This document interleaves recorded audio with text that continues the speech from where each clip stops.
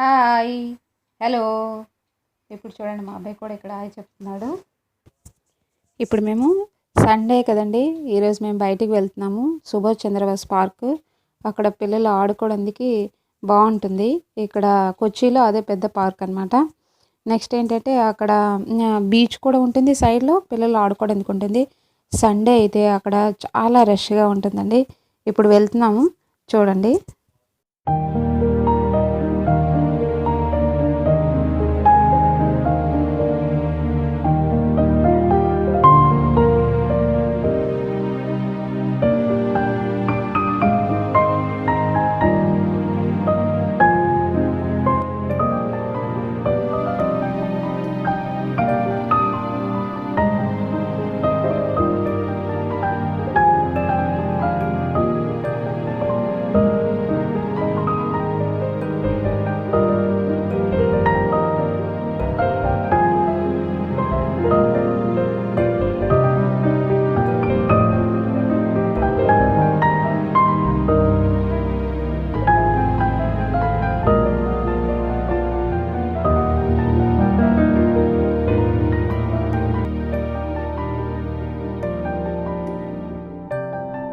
ఇప్పుడు మేము ఇదిగోండి ఇక్కడ బీచ్ ఏరియాకి ఎంటర్ అయిపోయాం కదా. ఇక్కడ ఈవినింగ్ టైంలో వ్యూ ఎలా ఉంటుందండి. ఈ సుభాష్ చంద్రబోస్ పార్క్ వచ్చాము, కానీ అక్కడ అస్సలు పార్కింగ్కి ప్లేస్ లేదండి. ఇదిగోండి సుభాష్ చంద్రబోస్ పార్క్ అని ఉంది ఇక్కడ బోర్డు. నేను బయట నుండే మీకు వీడియో తీసి పెడుతున్నాను. నెక్స్ట్ టైం ఎప్పుడైనా ఇక్కడికి వస్తే మీకు నేను చూపిస్తానండి. ఇప్పుడు మేము రిటర్న్ అయిపోతున్నాము. ఇక్కడ పార్కింగ్కి అస్సలు ప్లేస్ లేదు. ఇప్పుడేమో మేము సెంటర్ స్క్వేర్ మాల్కి వెళ్తున్నాము. ఎంజీ రోడ్లో అది ఉంది.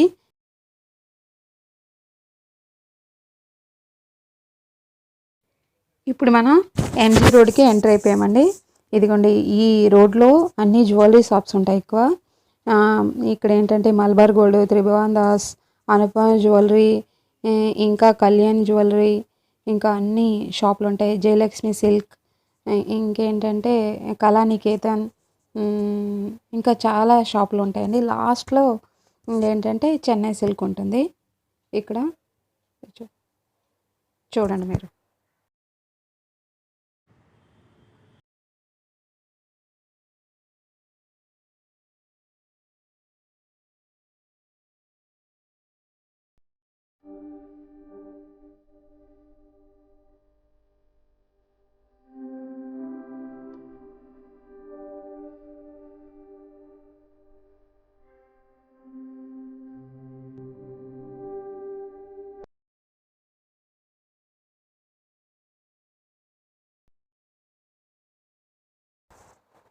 ఇదేనండి సెంటర్ స్క్వేర్ మాల్. ఇదిగోండి ఇలా ఉంటుంది. దీంట్లో రిలయన్స్ ట్రెండ్ ఉంది, ఇంకేంటంటే సెంట్రల్ బ్రాండ్ ఉంది, బిగ్ బజార్ ఉంది. అంటే నేను ఎక్కువగా వెళ్ళేవి చాలా ఉంటాయి దీంట్లోన. ఇంకేంటంటే పిజ్జా హట్ ఉంది, మా అబ్బాయికి అది చాలా ఇష్టం. కేఎఫ్సీ కూడా ఉంది. ఈ మధ్యన వాడు కేఎఫ్సీ తినడం మానేశాడు. అందుకే ఈరోజు మేము పిజ్జా హట్కి వెళ్తున్నామండి. చూడండి.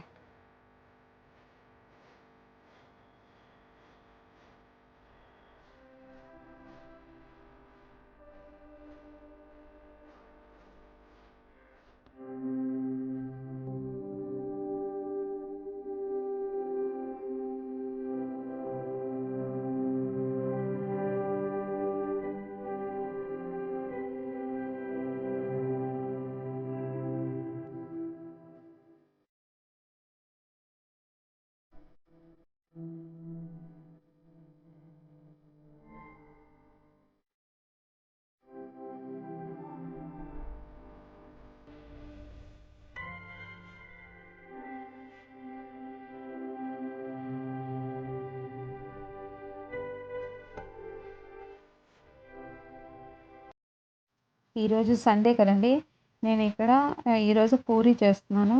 పక్కన నేను కాబూలీ చనా కర్రీ చేస్తున్నాను. ఇప్పుడు డీప్ ఫ్రై కావాల్సిన ఆయిల్ వేసుకుంటున్నాను. ఇప్పుడు ఆయిల్ బాగా హీట్ అయ్యాక ఇప్పుడు పూరీ మనం వేసుకొని దాన్ని డీప్ ఫ్రై చేసుకోవాలి.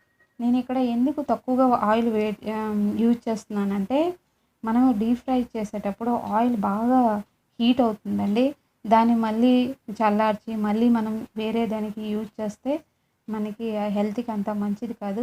అందుకే నేను ఎప్పుడైనా డీప్ ఫ్రై చేసేటప్పుడు కొద్ది తక్కువగా ఆయిల్ వేసుకుంటాను. దాని తర్వాత దాన్ని నేను పారేస్తానండి. ఇప్పుడు నేను పూరీ చేసుకుంటున్నాను చూడండి. నేను ఇక్కడ పూరీ కాబూలి చనా కర్రీ అని జస్ట్ సండే స్పెషల్స్ అని చూపిస్తున్నానండి. నేను ఈ రెసిపీని సపరేట్గా నేను వీడియో చేస్తాను మళ్ళీ ఎప్పుడైనా. జస్ట్ చూపిస్తున్నాను అంతే, చూడండి.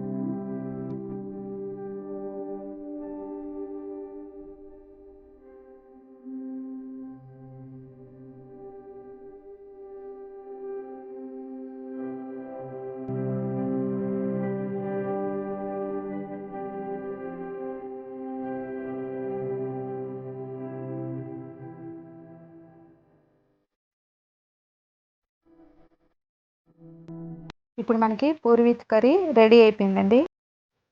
ఈరోజు నేను ఇక్కడ ఎగ్ మసాలా కర్రీ తయారు చేస్తున్నానండి. నేను ఎగ్ని బాగా బాయిల్ చేసుకొని దాన్ని కడాయి పెట్టుకొని దాంట్లో కొద్దిగా ఆయిల్ వేసి ఇప్పుడు ఎగ్ కొద్దిగా చిన్న చిన్న ఘాట్లు పెట్టుకొని మనం కొద్దిగా ఫ్రై చేసుకోవాలి. నేను ఇక్కడ దానిపైన పసుపు వేస్తున్నానండి. మనం ఫ్రై చేసేటప్పుడు ఎగ్స్ వైట్గా ఉంటాయి, దాని మీద పసుపు వేస్తే ఎల్లోయిష్గా దాని కలర్ బాగుంటుందండి. ఇప్పుడు ఫ్రై అయిపోయి దాన్ని మనం సైడ్ తీసి పెట్టుకోవాలి. ఇప్పుడు ఇప్పుడు ఈ ఆయిల్లో మనం మసాలాలు వేసుకోవాలండి.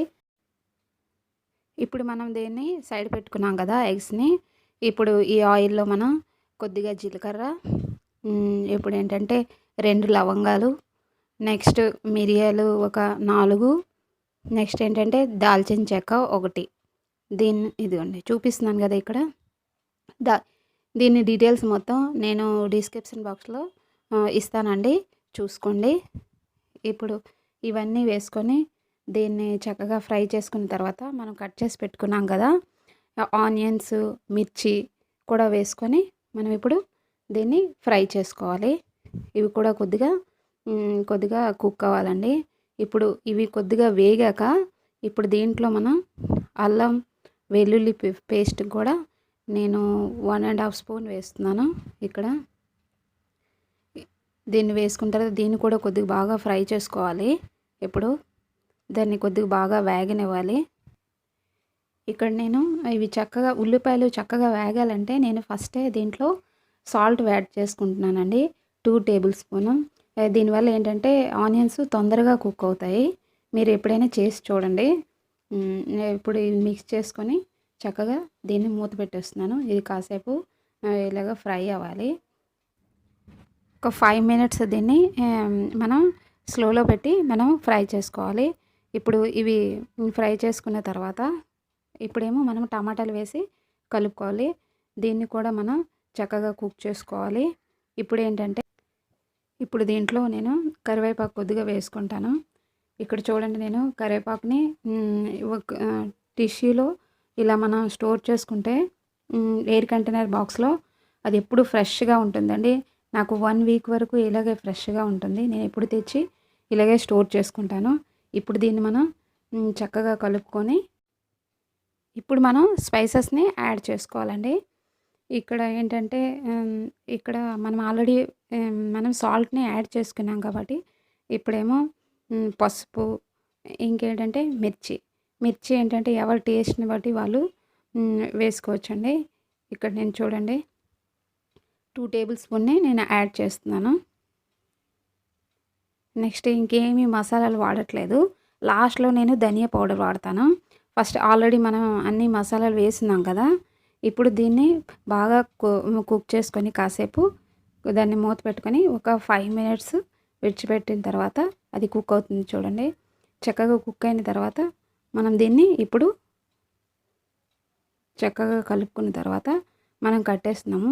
ఇప్పుడు దీన్ని కొద్దిగా చల్లారనిచ్చిన తర్వాత మనం ఇప్పుడు దీన్ని ఇదిగోండి నేను మిక్సీ పట్టుకుంటున్నానండి. చూడండి ఇప్పుడు మిక్సీ పట్టుకున్నాను కదా, ఇలా పేస్ట్లా అవుతుంది. మంచి కలర్ కూడా వస్తుంది. ఇప్పుడు దీన్ని నేను మళ్ళీ గ్యాస్ స్టవ్ ఆన్ చేసి మళ్ళీ కడాయి పెట్టుకొని మళ్ళీ నేను గ్రైండ్ చేసిన ఆ మిక్చర్ని దీంట్లో యాడ్ చేస్తున్నాను. మీరు చేసి చూడండి, చాలా బాగుంటుంది. ఇప్పుడు దీన్ని కాసేపు మనం కుక్ చేసుకోవాలండి. ఇప్పుడు ఇది బాగా కుక్ అయిన తర్వాత ఇప్పుడు మనం ఫ్రై చేసి సైడ్ పెట్టుకున్నాం కదండి, ఆ ఎగ్స్ని కూడా వేసుకోవాలి. దాన్ని కాసేపు కుక్ చేసుకున్న తర్వాత ఇప్పుడు దీంట్లో మనం కట్ చేసి పెట్టుకున్నాం కదా ధనియాని కూడా యాడ్ చేసుకోవాలి. దాన్ని కూడా చక్కగా కలుపుకున్న తర్వాత ఫైనల్గా మనం ఇక్కడ ఏంటంటే ధనియా పౌడర్ని 1 టేబుల్ స్పూన్ ధనియా పౌడర్ని యాడ్ చేస్తున్నామండి. ఇది కూడా చక్కగా కలిసేటట్లు కలుపుకోవాలి.